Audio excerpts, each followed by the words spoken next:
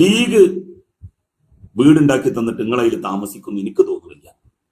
ഇടയ്ക്ക് ചുരുൾമല ഉരുൾപൊട്ടൽ ദുരന്തബാധിതർക്കായി മുസ്ലിം ലീഗ് നിർമ്മിച്ച വീടുകളുടെ ഒന്നാംഘട്ട വിതരണം ഇന്ന് നടക്കും. മേപ്പാടി തൃക്കൈപ്പറ്റ പഞ്ചായത്തിലാണ് 51 വീടുകളുടെ ഭവന സമുച്ചയം ഒരുങ്ങിയത്.